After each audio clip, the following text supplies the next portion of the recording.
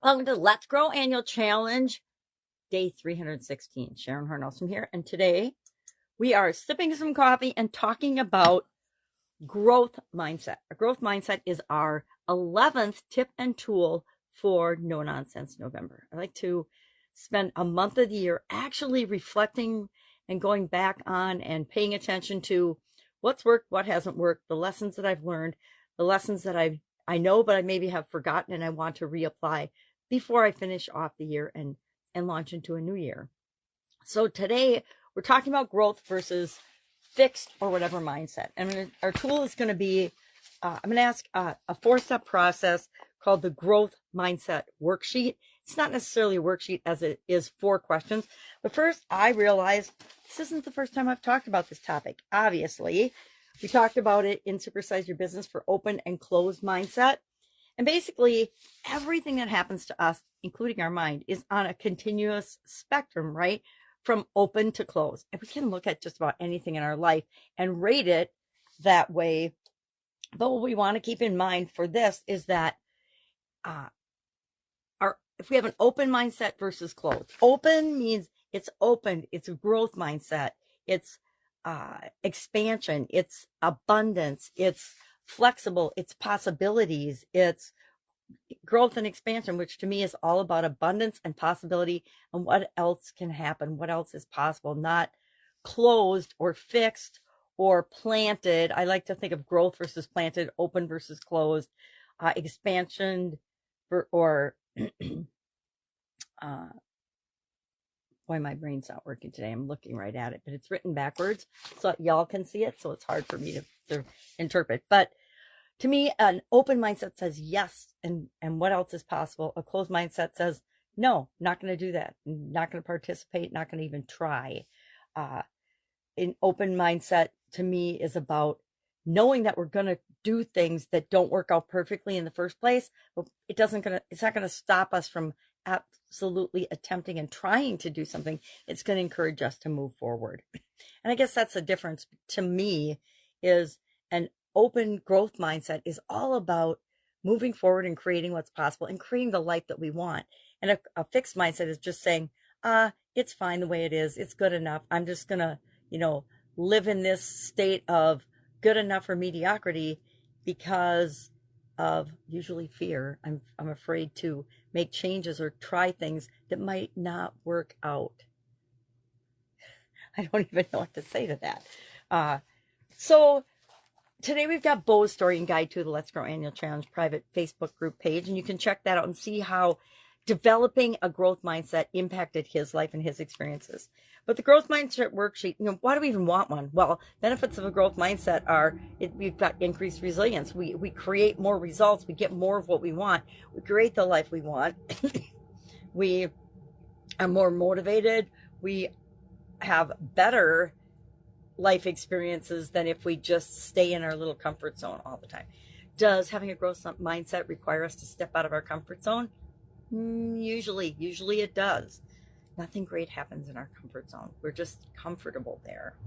Our growth mindset toolkit, it's exercises and worksheets that are designed to help us to expand our horizons, to have a bigger, more open growth mindset, to embrace the possibilities. And how do we go about doing that? Number 1, we reframe our failures, our negative experiences. To me, I don't even remember when I did this. It's been so long ago now, but I decided a long time ago that I needed to embrace screwing things up. I had to embrace the things about me that I didn't love. I didn't love that I'm not very coordinated. Like, I'm a total klutz. I try not to say that out loud because I feel like it makes it more likely to happen for me.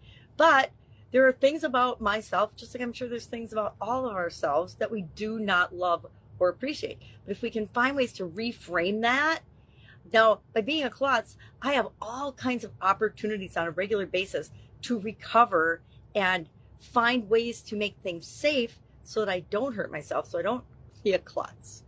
So we want to reframe what we consider our failures and make them into an advantage. Because guess what?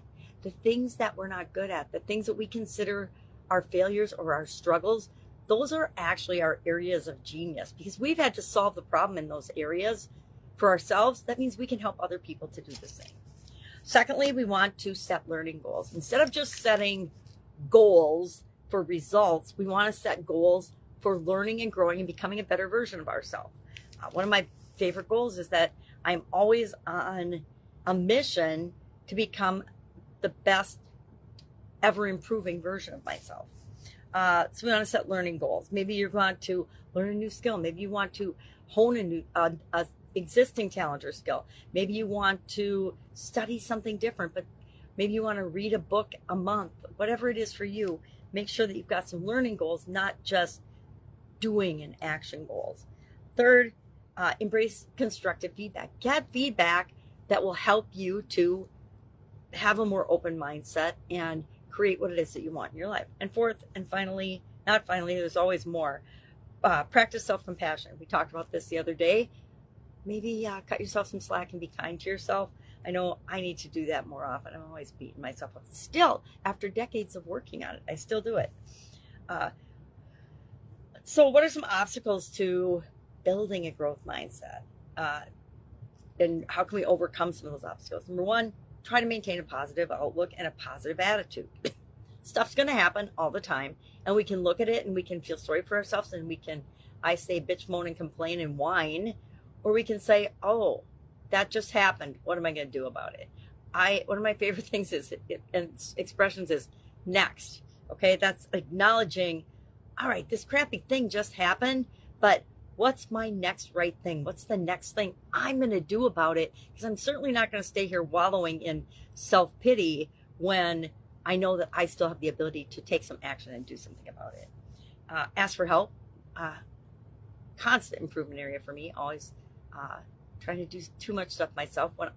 Sometimes I don't break down, but I'm like, I realize I have an aha moment that says, I can do this myself and struggle. Or I can find out who can do it way faster, easier, better, more efficiently and effectively than me, and I can ask them for help, or I can hire them to do it for me.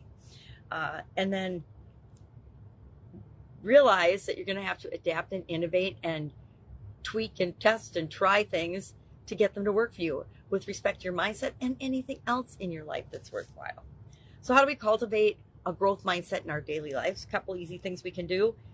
Challenge negative thoughts. When negative thoughts and impossibility and bitching, whining, moaning, and complaining pop into your head, challenge those things. Ask yourself questions about it. Well, is that really true?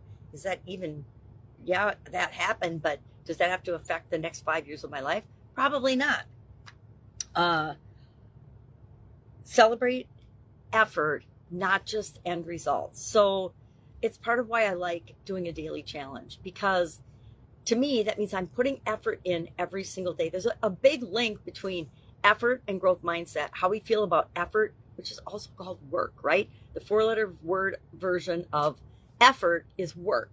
What we put into things is what we get out of them. So if you expect to get good things out of the world, you need to put good things into the world. If you expect to have good experiences in your life, you need to create those experiences by being open to them. And then finally, surround yourself with open-minded, positive, growth-oriented, growth mindset people, right? We are the sum total of the people we spend the most time and energy with. And sometimes we need to change that. And we can change that. We don't have to cut off people we love and care about, but we can change that by deciding what we are going to feed our mind and what we're going to give our attention to. Depending on your situation, that might be books or tapes or audios or videos or things like that initially, until you can get out of the situation that you're in and surround yourself with actual physical people that can help you do those things. So our action item today, share on a scale of 1 to 10, what do you think your growth versus, growth, open, possibility mindset is a 10. Closed, fixed, impossible, can't change it, it's the end of the world, nothing's going to ever change for me, is like a 0, but you could call it a 1. Share that in the comments below, and then share one way that you are going to contribute to and create a growth mindset for you. That's it. Share in the comments below. If you need any help with this, hit me up and ask, because I've done a lot of work on it, and I think that it's a a continually improving work in process thing for most of us human beings, right? Because we have a propensity to think more negatively. So we want to consciously choose to be more positive, open, and growth oriented and abundance thinkers. All right, have a great day, and I'll, of course, be with you tomorrow.